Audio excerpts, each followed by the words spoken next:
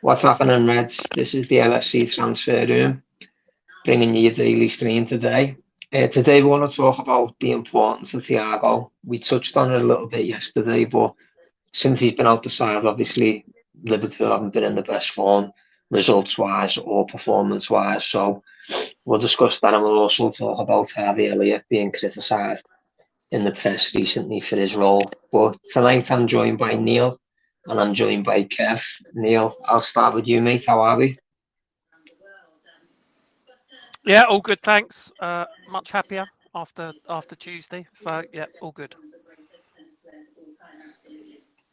Yeah, it was good to finally get a result on it, mate. And Kev, how are you, me, mate? Well, good, mate. It was. Absolutely superb. 3 points, as Neil said, and you've quite rightly said, puts you in a better mood. It's just a shame we've got another 3-4 weeks, it feels like, before we get another game. How are you, Jake? We all good, mate?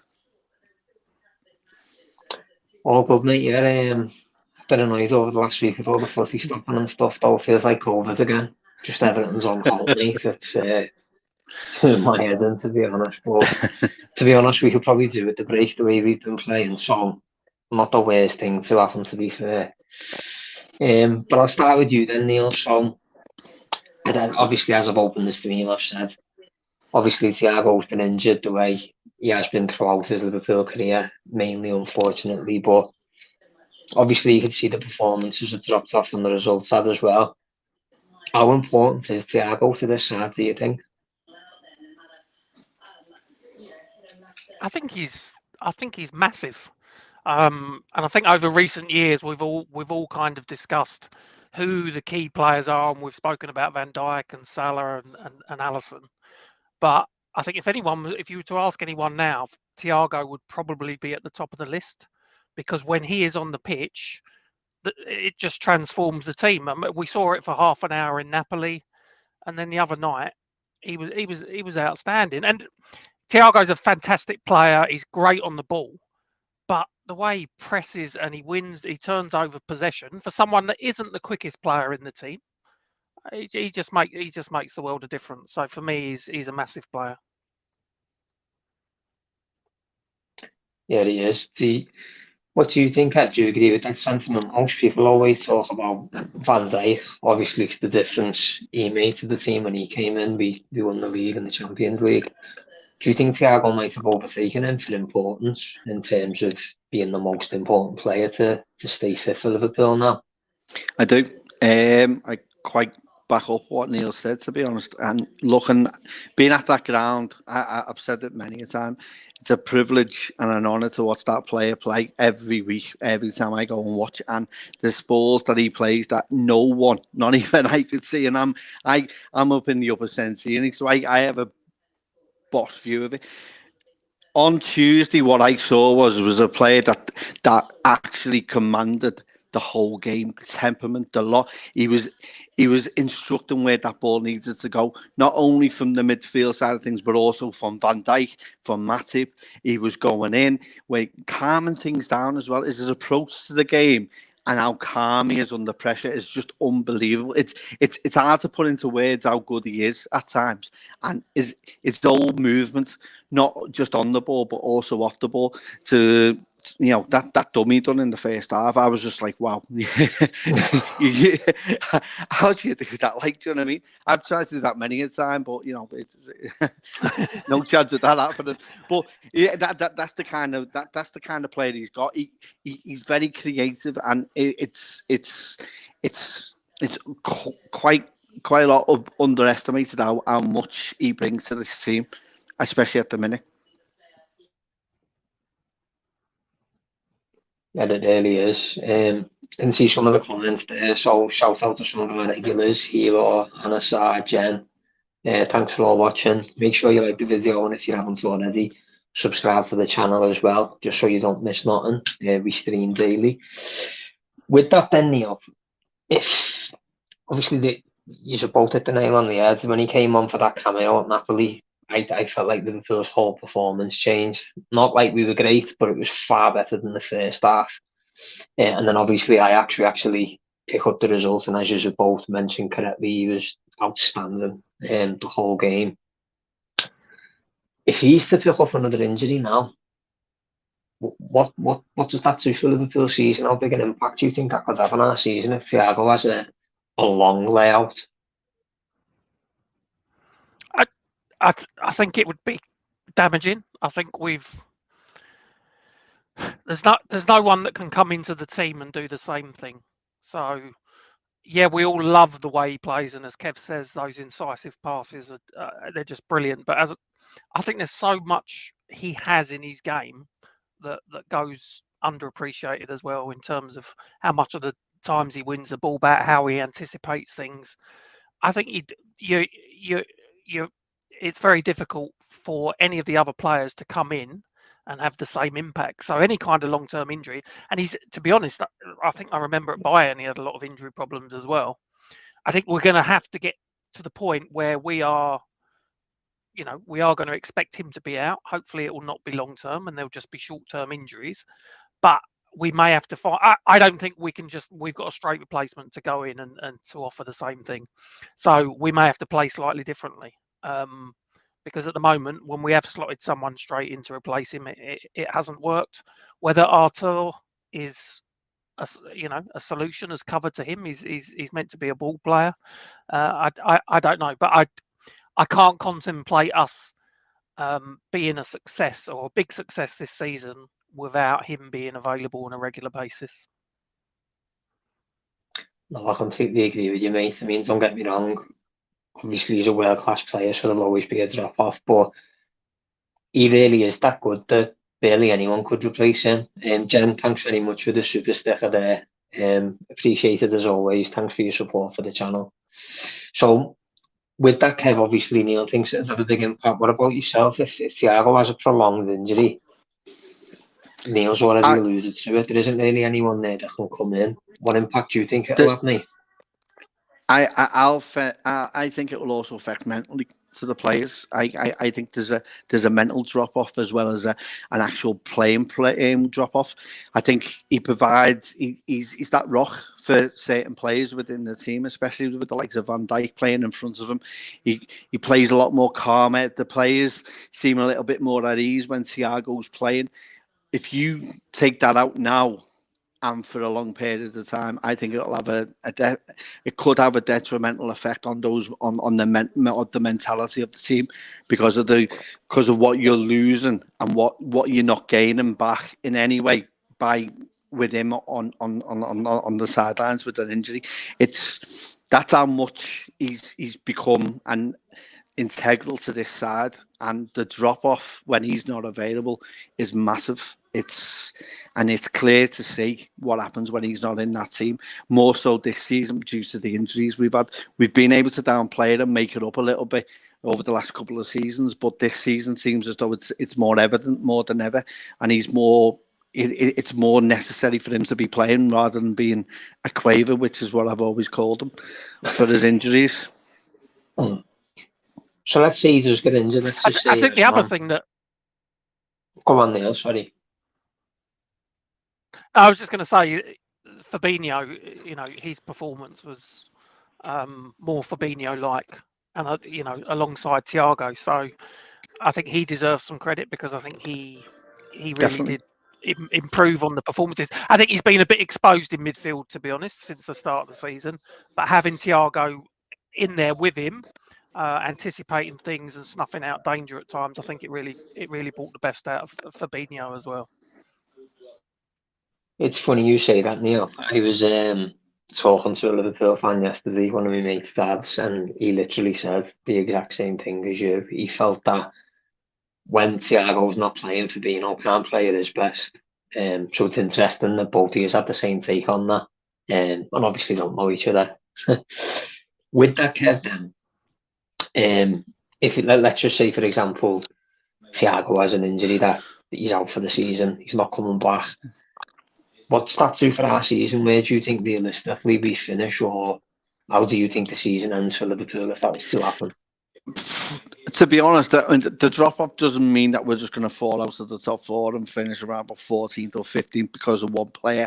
I think what it'll mean is, this is the thing. We're 6 games in, and if you look at the social media aspect of Liverpool at the minute, you'd think to be falling off a cliff. We've got 2 games left in the season, and we're going to finish about 14th. You know what I mean? It's ridiculous. But if you take a step back, we're only 5 points off City at the present moment in time with the injuries we've had. I think the fall off would mean that we wouldn't go deep into the cup competitions. I think we'll take the domestic cups the way Klopp has done previously, which is disregard them to an extent. And hopefully it's a bonus if we get further with the young players. It'll help the likes of Blažević and other players to come in. I think we would then fall into trying to take the league and the Champions League, but I think it'll be more or so let's just stay in the top 4, which is where we would end up being anyway. I think if we lose to Thiago, I think the biggest drop off will be the first couple of weeks without him, because that's where the focal point, and it's then trying to find how do we go about it and replace him. But I just don't think it'll be that much of it. It'll be a huge loss, but I think we get over it in the coming weeks. I just think you'll probably find the first 2 games we play will be kind of inconsistent form and people trying to find a level of playing. And that's probably down to the fact that how good this team has got and the levels that they set themselves. That it's difficult to, if one loses it, that's fine, but then again, you can't help for human error. But I would say we would finish in the top 4 definitely. But it would be a big loss if we did lose them. With that then, Neil, obviously we all agreed that if Thiago's out, it'll definitely impact the season, and obviously we've all alluded to the fact that Thiago picks up a lot of injuries. Should Liverpool be looking at it now that we sort of save Thiago for the big games and maybe put him on the bench against teams who try to do a low block or say a lesser side? Because initially Thiago was probably brought in to solve the problem of teams who play with a low block. Could we be saving him now for the big games to start and maybe just giving him half an hour when we're struggling to get a goal? Or how would you use him yourself? I think that's a fair way of using him and trying to protect him. To be honest, he probably played longer the other night than they would have liked, because I think he played nigh on 90 minutes, and he's just returned from a hamstring injury. So I think he has got this habit. Muscle injuries is a problem. So when everybody's back fit, hopefully we'll get some players back fit. I think that's a good way of using him. He needs to play in the big games because he can be a difference maker. And then if we are against one of the lesser sides at home and we are struggling, then he can come on and have a cameo role in those games. He cannot play every minute of every game. Luis Diaz looks like he can, no. But Thiago won't. So I think what you said is sensible, Jay. It needs to be managed. It's funny you say that. Every game we've played recently and there's been a substitute after, bring Diaz off. Just let him breathe. Like that, the kid just does not stop running. I've never, even Forrest Gump would look at him and think, again, hell, like this lad runs. What about you, Kev? Do you think now that we should be managing his minutes a little bit better just because of these little knocks? Because you'd probably rather miss a game like, I know we've already played it, but say Bournemouth at home than you would in missing a City away, or even City at home, Chelsea away, Chelsea at home. What would you do with his minutes now? Do you think it maybe needs to be managed? I think eventually it should. I think at this moment in time, I think we just need to get the team back to playing a consistent manner until everyone gets fit. When everyone's fit, that's when I'll be doing that approach and marking. He doesn't need to play in the FA Cup games. He doesn't need to play in the 3rd round in the Carabao Cup. He needs to be playing certain games, and those games is what Neil has alluded to. I would keep him on the bench. He's a good person to have on the bench. So, and with the 5 substitutions, which helps this, and benefits the likes of a Thiago who we need to control and monitor his minutes. If things aren't going right with Thiago not on the field, you have him on the bench to bring on for those half an hour cameos, which he'll be able to produce something. That's how I would manage him. Play him in the big games and manage those games and keep him on that bench, because there will be times against low block teams, and as we say, especially at home as well, where we can struggle at times. But having him on the bench and coming on for half an hour or for 45 minutes, we may be more fruitful doing that. So that's how I would do it. Exactly what you have said, to be honest. He can impact the game that quickly as well, Thiago, can't he? Where he does definitely only need half an hour to twist the cog and get the clock working again. He is that effective. He's that good a player. With it then, Neil, with him having these injuries and that, next season's going to be the last season of Thiago's contract, and he's 31. What do you do? Do you give him a 2-year deal, 3-year deal? How would you go about that? Because surely we can't think about letting him go regardless of his age, especially when you consider we've already extended the contract of Milner, who's obviously a good few years older, Henderson, who's older, and neither of them are anywhere near the level of Thiago. No disrespect to them, he's just a different breed of footballer. Yeah. I don't think he's going to be someone that loses his legs, because I don't think he's the quickest player. He is in his head, and he is well ahead of people in his head, which is why I think he anticipates things so well. I think I would like to see an extension for a couple of years, because I think even when he gets to 34, 35, he's still going to have that brain, and he's still going to be a very influential player. But at the same time, I'd like to see kind of a succession plan implemented as well, where we bring in who we think might be the successor for Thiago, because I think he is such an influential player.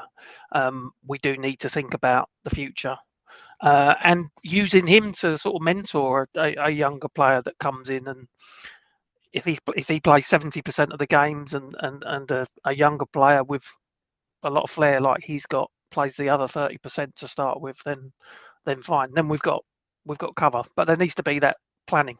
I think I don't think many people would argue that we've underinvested in that area of the pitch over the past couple of years. So it's time to start thinking to the future. But he is definitely one that we need to keep hold of beyond the end of his current contract next season.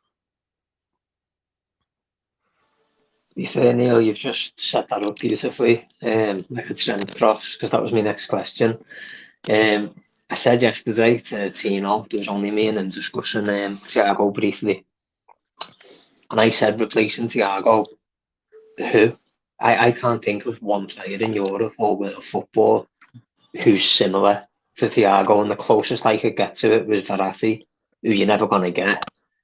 Is there anyone out there, Neil, that you think, do you know what, he could not do the job Thiago does, because I think that's a huge ask of anyone, but if there's anyone out there you think could do his role, or as close as what you could get to his role, is there anyone out there you could think of? It's very difficult off the top of my head. There is a young player in France. I think he plays for I can Lyon. come back to you if you want. No, that's fine. Someone mentioned Maxence Thackeray, I think, of Lyon. Who's a very talented young player. Lots of people speak very highly of him. There isn't a like for like placement as I see it currently, because he's such an all rounder that to bring all of those skills into another player is very difficult. So did you and Tino come up with anything last night in terms of a suggestion? Absolutely not, mate. No chance. I said to Tino, pretty much similar to what you've just said yourself, mate. I don't think there is a player in Europe or world football that does what he does. I don't think there's a player who's got a range of passing with left and right foot like him, and with the technique he's got. I don't know, mate. I'm sort of in love with him when he plays football. He's just, it's like Kev said, he's actually a privilege to watch play football. Like, you feel lucky to watch him. Yeah. I'll ask you the same question as both Kev. Go on, sorry, Neil. Go on, mate. No, I was just going to say different type of player, but De Bruyne has the same kind of impact on City, doesn't Yeah, he? yeah, He's passion-wise, yeah, that 100%. type of player that, Yeah. yeah, that type of player that excites you. You know, he doesn't excite me because I don't like City, but he's the type of player that is wonderful to watch when he's on his game. Yeah, 100%, mate. Like Pirlo and Iniesta back in the day. So, Yep. Kev, same for you, mate. So, pretty much what I've just asked Neil. Nice Thiago one. is 31, as his injury What? I said, nice one. I can't think. Yeah. The only person I can think of is Jake Spear, and I think he'd come in and do it. Now, I'm only messing. To be honest, I think Verratti is probably the only thing that comes to mind, which is a shout that you came out with last night. So I think he'd probably be the only one I can actually think of that. It's again, it's a bit like De Bruyne in a way. It's a privilege to see these players play, and when you've got one as good as this, you just want to keep hold of them as long as you can. I agree with what Neil said before. By the way, it'll be nice to bring someone from the academy in and just shadow him for a year or two with Thiago and see if he can actually get someone within the academy to work alongside him who's got the potential to do something similar to what he can.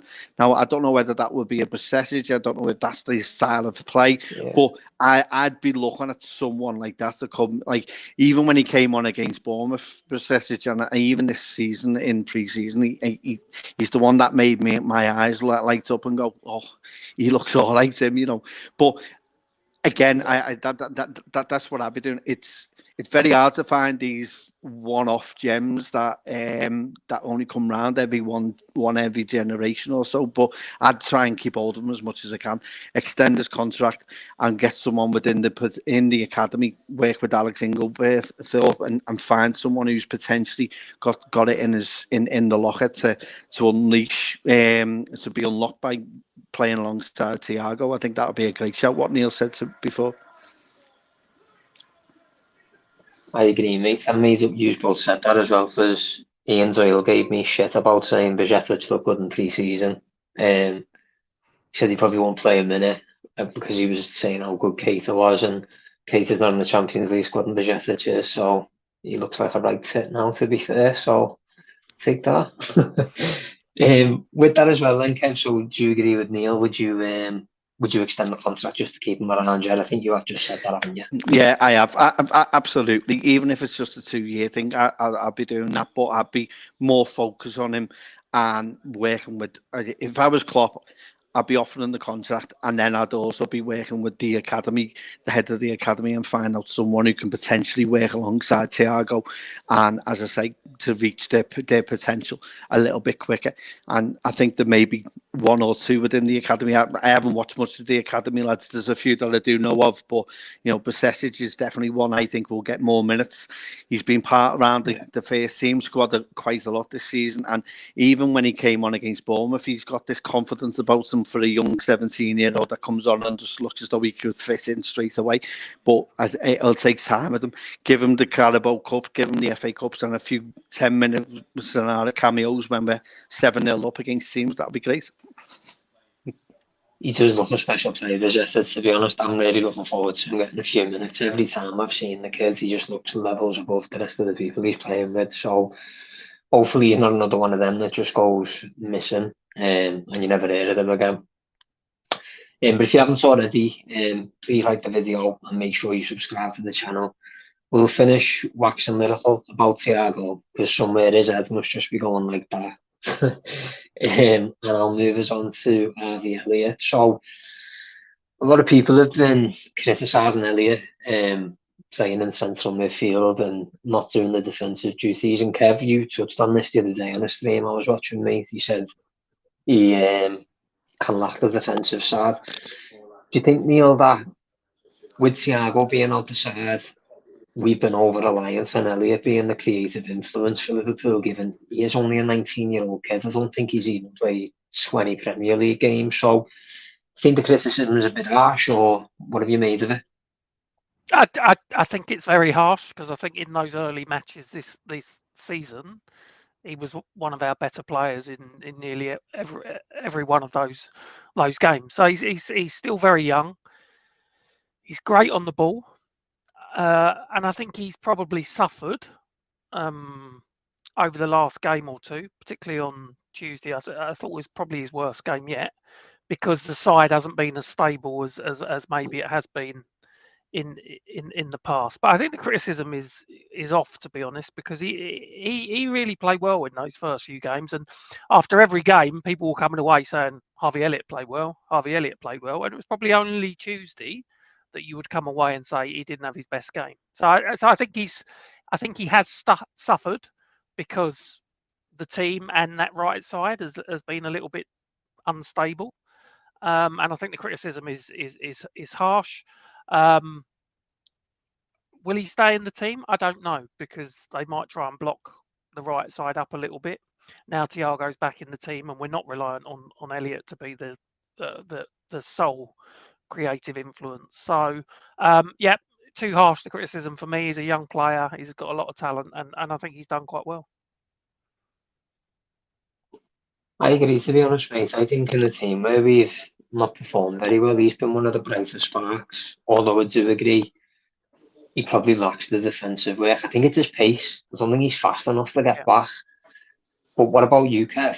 Do you think the criticism's a bit harsh? Do you think it's just, or what have you made of the criticism of him, mate? Because I know you weren't criticising him as such when you were saying about the defensive work. It's just... I'll be honest. I totally agree with what Neil said, and I agree with on that thing with Rigo as well, because I agree with his kind of comments about him as well. The problem is with Elliott is he's come into a team that we're looking for some legs in there, and he's been put in there and has got the actual creativity to get us out of trouble. The problem you've got with Elliott is it's not his role to be doing that, and he's come in as a stopgap until we get players back in the fold who can produce and play there. I mentioned about he's pleasing on the eye with his passing. However, his defensive side can let him down. Now, I don't think that's predominantly down to himself. I don't think it's part of his game to be that defensive. He's more of a creative player and playing further up the field. He's just doing that because he's been told to play there. Now, the problem you've got with this Liverpool side is that if you play, you're putting yourself out there, and especially in midfield, we've seen it with youngsters before, Curtis Jones prior, who was playing in a position that they're not used to, and the criticism comes. My criticism of him is it's not that he tries to get him. He's not defensively minded. He does track back. He hasn't got the pace to do it. It's not in his game to do it. Mm-hmm. But the first thing he's looking to do is playing that needle through a haystack ball, which sometimes come off and pays off, and it can split their midfield and their attack, and then we can counter attack it. Times it hasn't worked, and that's where it falls down, and that's where you get a little bit frustrated with him. But I'm not frustrated with him.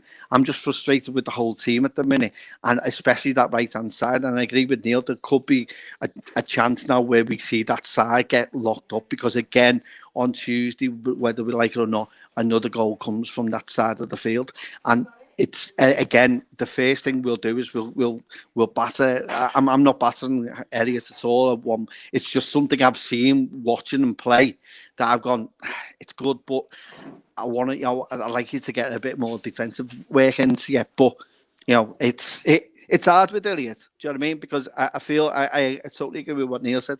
He has been our standout player, and he's actually took the bull by the horns and has actually looked all right in games and looks as though we can make a go at this. And he's made most of the situation that we currently in.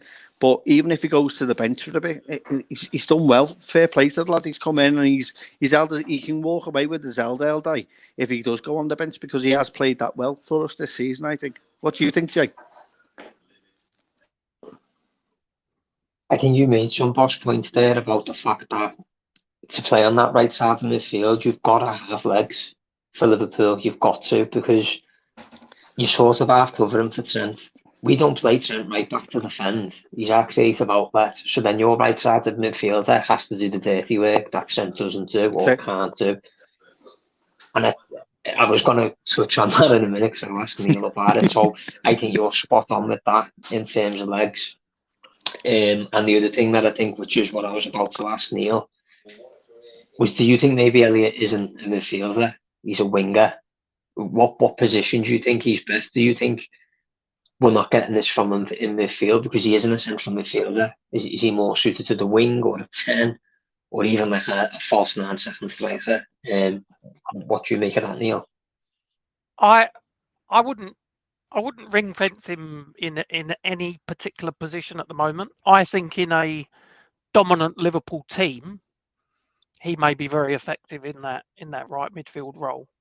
Personally, at the moment, if I was to say he had to play in one position, it would be possibly as Salah's deputy. I think he played there against Southampton at the end of last season. I think he was really, really good. But I wouldn't write him off from playing certain games in the role that he's playing at the moment. So it's a tricky one. He could play as a 10 because he's gifted. He's got a good brain on him as well. So hey, for me, yeah, we shouldn't ring fence him. I think he can cover for Salah when he needs to.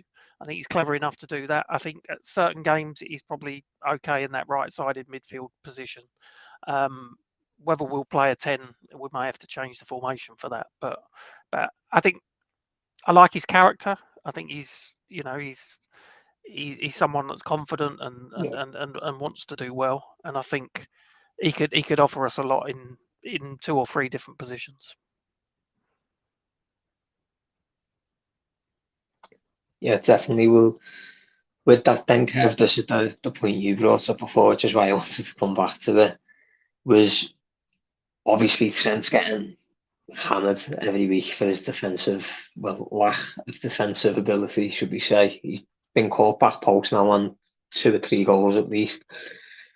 Do you think Trent's suffering because Elliott's playing in central midfield and doesn't have them defensive attributes that Henderson has, or not Fabinho because he never plays the right side of the midfield, but obviously Milner and Henderson have got legs.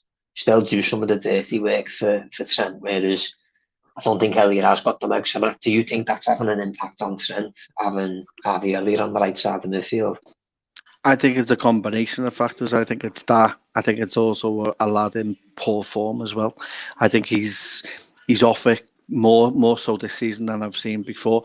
How he's got into the England squad, I don't know, but you've got to have him around there. I personally think he does miss the likes of a Henderson doing that dirty work for him. The part of that right hand side, which is what we fail to get, is that side is prominently used just to cover where Trent goes. And Trent, as I've said, has a free roll into that midfield area and can distribute and ends up all over the place. I don't think it's hard. You've got Elliott alongside you, and you're still getting asked to be playing the same way, but you know it in your head that you're not feeling right for whatever reason. Now, whether that's a hangover from last season, I don't know, but I just hope this 2-week period he can get as much rest. He doesn't get playing for England, or something happens with him. We always talk about defensive work with Trent, and I think part of the game and the setup is he's not in the team to be doing that.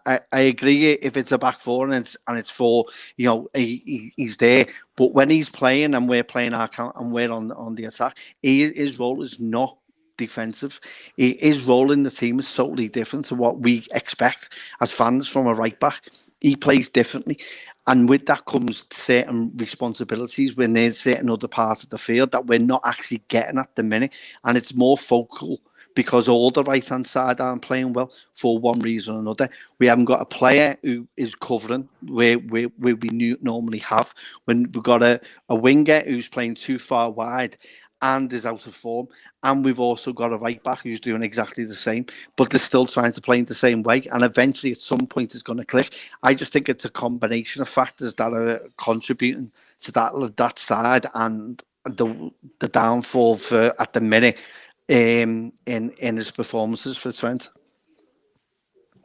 I agree with you. I don't think Trent's in the side to defend, and what you've got to remember is a lot of the criticism he gets is because when he's running back, he's not running, sprinting.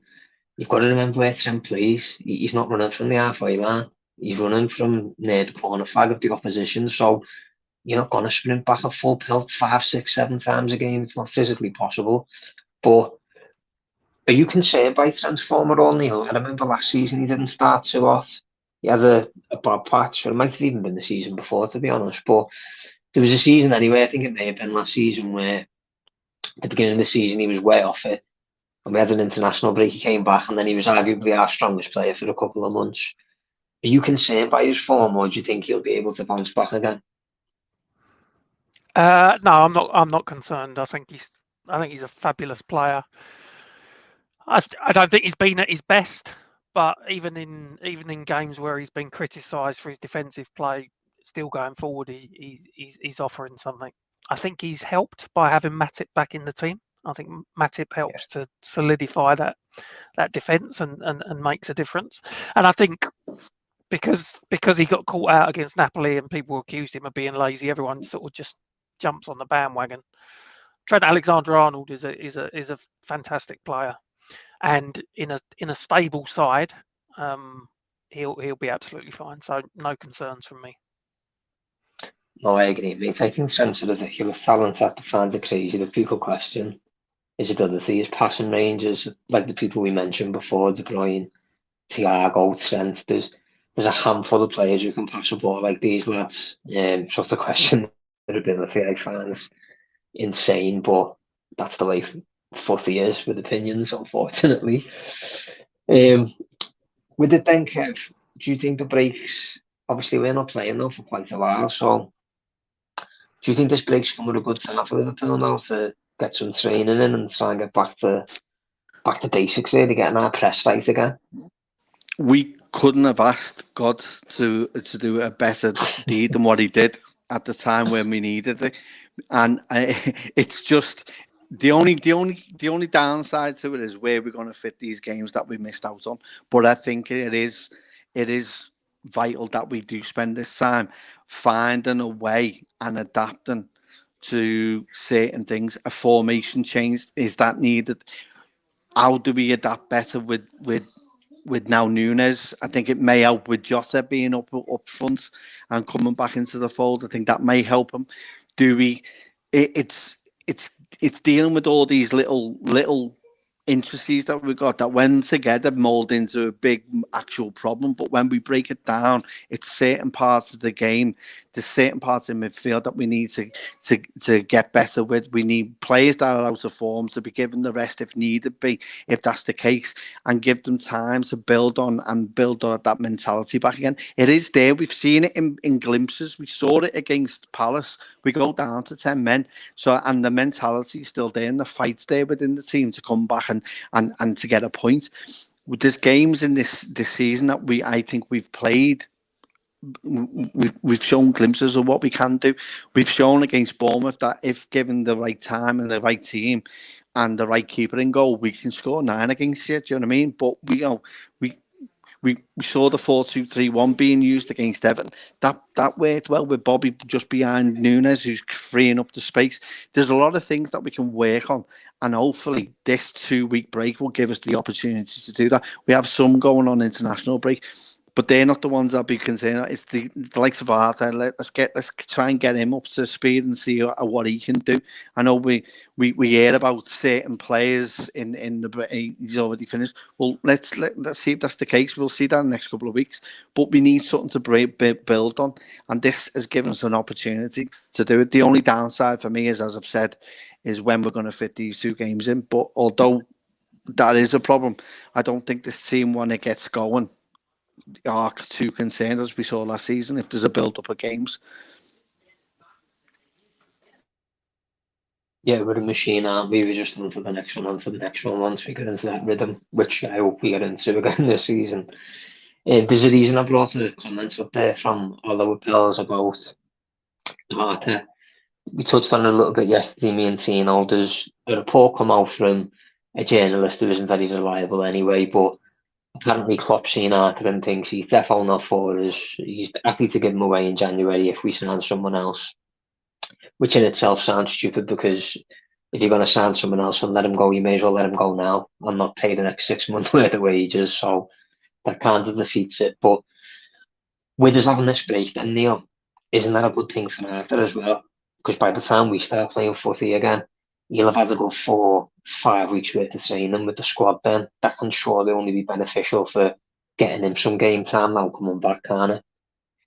Yeah, and I think we're going to need him. You know, I think we've got 9 games coming up in October, and he will have had that, as you say, a 4 or 5 week period of constant training. So he's had 13 minutes so far, and he didn't look sharp, but that's not a surprise because he hasn't played.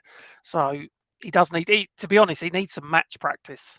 So I'm sure they can do some fitness work with him in training, but it's actual match practice that he needs. So, you know, whether they'll do anything behind closed doors over the next 2 weeks to try and help him, because he is a quality player. I remember him at Barcelona, and he is a very good player on the ball.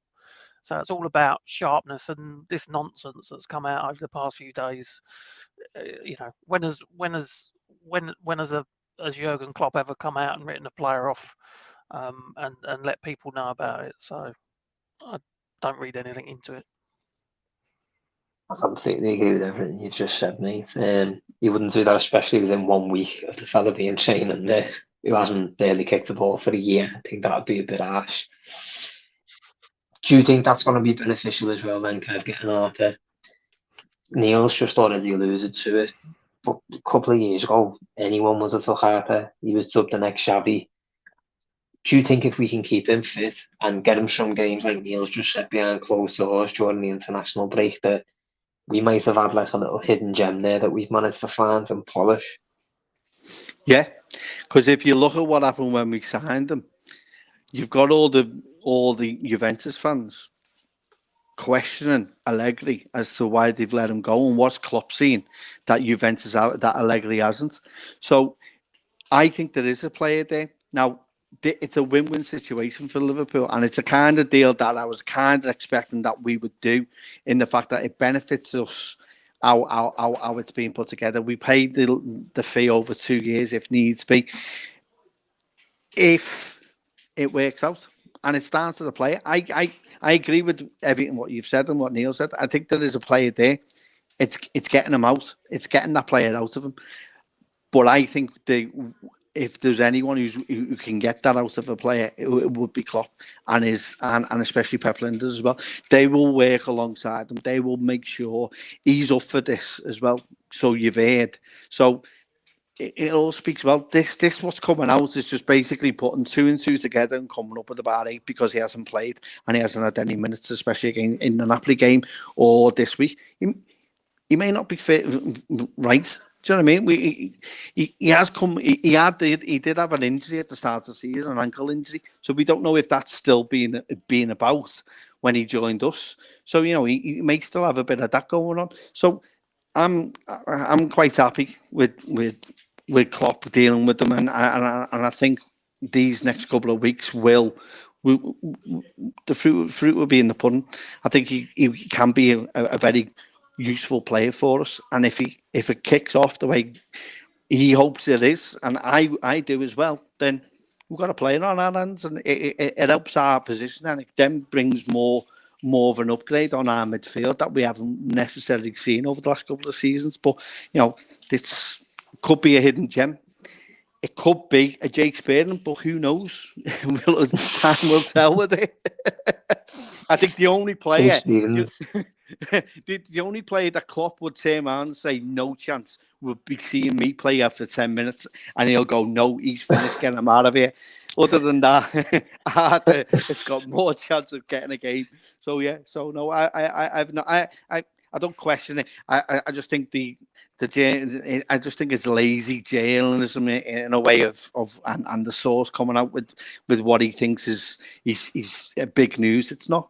Let's just see what happens. But I have every faith in the Klopp and the team to get the player out of him. That's the thing with journalists as well, isn't it? When things are going bad, they like to throw more gas on the fire just to try and more make it kidney a little bit blows. worse than what it is. Yeah, kick him while he's down type of thing, basically, mate. Yeah. The good thing about it though as well, Neil, is obviously during this international break, he's not going to be with Brazil, so he will be training with us, with the team properly, with Klopp and everyone like that. But the other benefit of it is there is a World Cup in January, so Arthur can't really afford to go through the motions being here. If he wants to go World Cup, which I'm sure he does, the Brazilians absolutely love the World Cup. It's the be all and end all for them. which is why you can see the form Neymar's in. He turns up every 4 years. Surely that's an incentive for Arthur to give it his all and put us in a position where we've got a quality player there.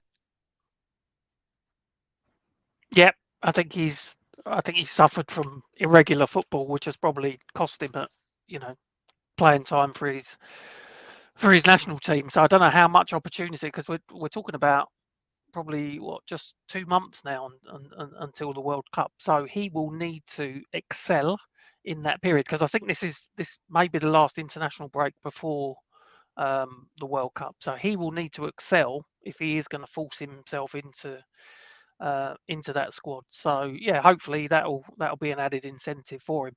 As one of you mentioned earlier about the Juventus fans, it was, I think, even Antonio Cassano was furious that Allegri had let him go. I believe so. Yeah, he was absolutely furious about it. So the reputation is there. Can he now execute on the pitch? Can he force himself back into that Brazilian squad? It could work in our favour, as you say, Jay. He's quite the character, Cassano. So I'll have to try and read that report if he's been kicking off. He's not one for holding his tongue, Cassano. What a player he was, by the way. Trouble, but what a footballer. Yeah. That is funny. I am really going to have to find that, because that'll make me laugh. So, do you think that as well, Kev? Do you think that gives us a better chance of getting the best out of Arthur, the fact that there is a World Cup this year? Do you think that can only further increase the chances of getting more from him? Yeah, because at the minute, all fringe players will feel as though they've got an opportunity of whatever country they play for to force their hand into an actual squad this season. And he's at the right squad. He's at the right team to do it. He's playing in the big tournaments. So if he does start playing well and starts playing to the level he was when he was at Barcelona and got him the move to Juve, then it'll only help him and his commodity going forward. Now, whether or not the Brazilian coach decides to take him, that's down to them, but he has to force their hand into bringing his name into the fore. And if he doesn't do that, then he's only got himself to blame. But again, he's got till November. When's our last game in November? Is it about November the 12th or something like that? So he's got about, and it's not as if he's not going to have any game time. There's going to be about 12 or 13 games in that period of time, in which, including Champions League games. So if he starts doing what he can do, then he's only got him. He can't come away with it. And if he hasn't made the team and say, well, I haven't done enough.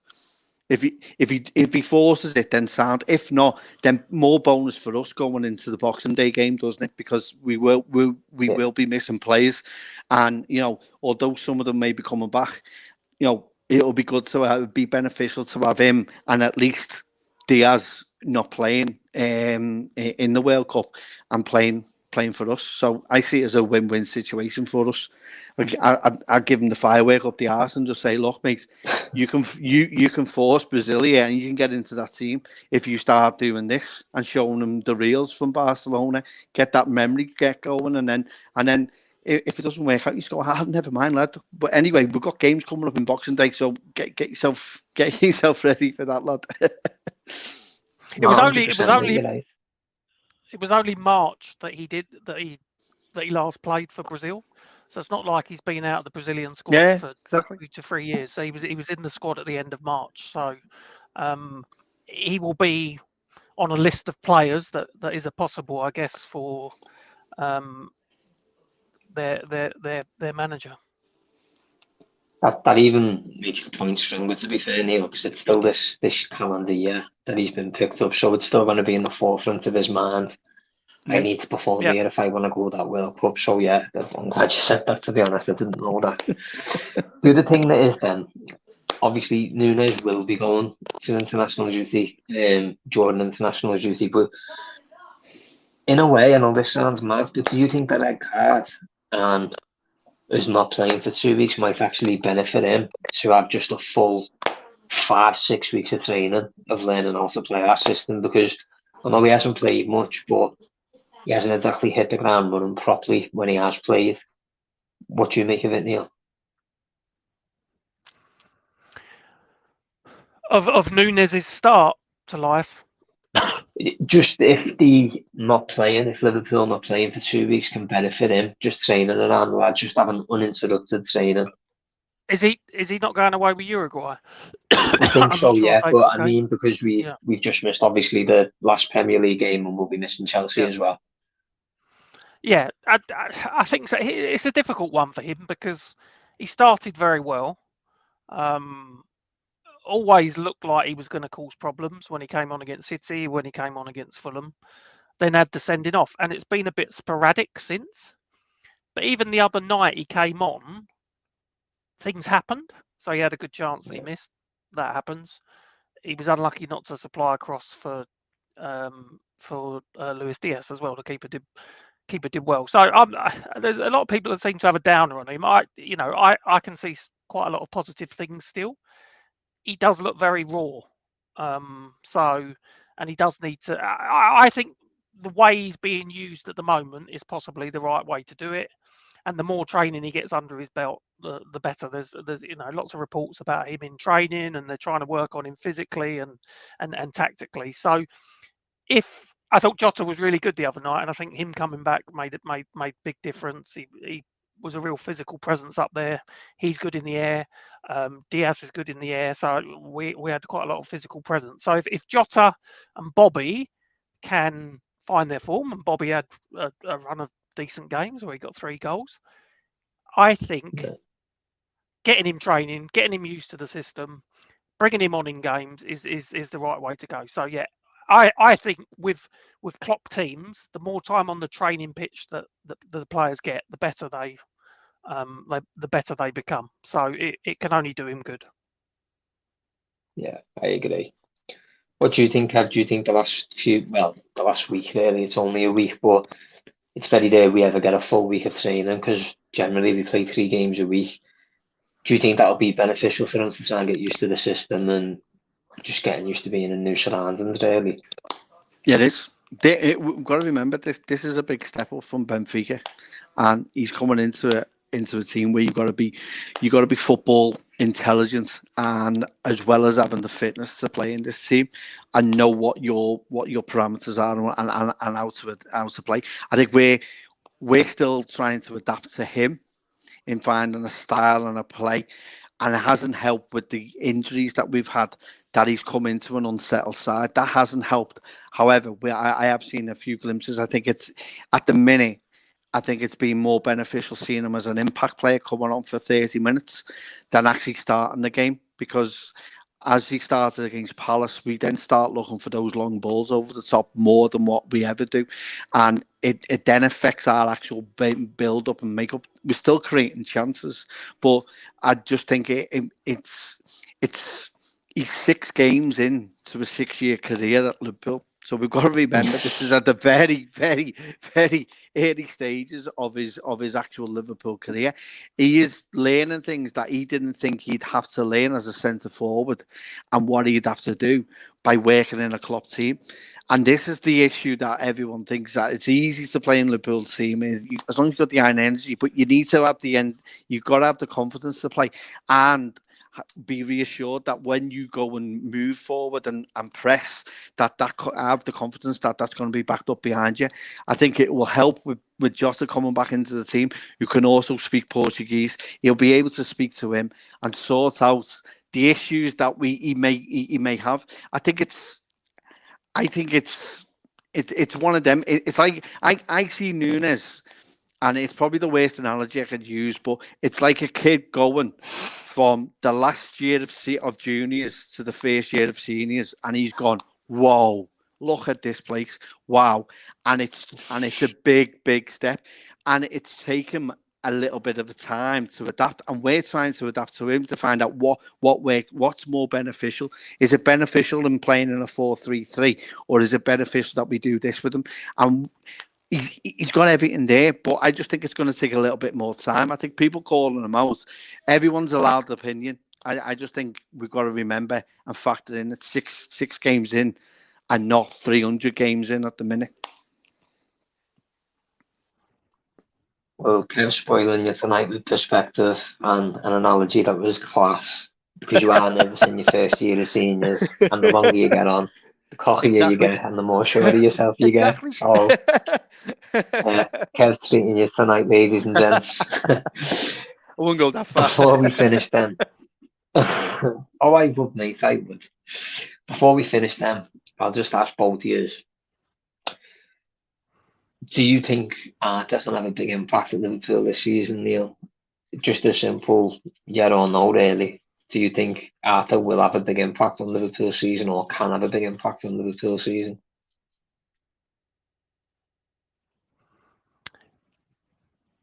I think he can, but I don't think he will. Kev, what about you, mate? Do you think he can, or do you think he will?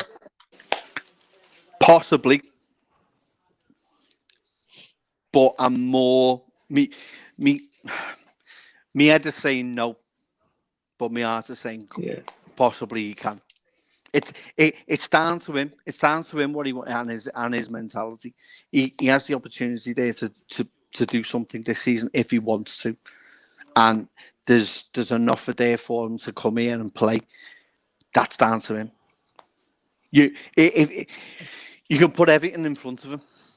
It's now down to him to decide whether what he sees he wants to be a part of, and if he does, then he's seen how we've played. I think that's also been beneficial to him, that he may be on the bench, but he's been seeing how this team works. Again, it's not just about the player, it's about the mentality and the understanding of how you play in this team. And sometimes being on the side, will he be able to see that rather than being thrown in straight away? What do you think, Jake? Well, the good do you thing reckon is, he in will? a sense, I think the good thing is the ball's in his court. You've got an opportunity, probably your last opportunity to play for a top European club, not just, your average run-of-the-mill team who qualify for the Champions League every now and then. We're talking one of the heavyweights of Europe, and you've got a chance of getting yourself back in the Brazil squad. He's only 26. Do you think also, Jake? You, mate. Do you think also, Jake? Do you think it may help with the Brazilians that are in the team? Yeah, definitely, and I think that can only help from the fact that we've got Fabinho, Alisson, Firmino there, and even Jota, because obviously that's Portuguese as well. Yeah, I mean, that'll make him feel more at home more quickly, you'd think, make him more settled, and seeing his teammates going into the Brazil squad should give him the incentive to want to go with them. I want it to be a case where they're travelling now to Brazil, Arthur won't be, and he's thinking, shit, what have I got to do to get on that plane? You know what I mean? And that's an incentive in itself, to be fair, to watch his teammates go. So yeah, I've said a few times I think he could be a hidden little gem, and I hope I'm right, but you never know. He's got to have a chance first, hasn't he? So without giving him one, I guess we'll never know. But we'll call it a wrap tonight, boys. We've had an in-depth discussion of Thiago. I'm sure his head's absolutely massive and can't fit through a door somewhere. Obviously, we've spoke about Elliott and briefly touched on Arthur and Nunez as well. I hope you've all enjoyed the video tonight. If you haven't already, make sure you subscribe to the channel so you don't miss any of the stuff we've got coming up. We stream daily at 7:30 every single night, and we're joined by lovely guests like Neil and Kev, who I'd like to thank for joining me tonight. Hope you've enjoyed it, and we'll see you again tomorrow. Thank you.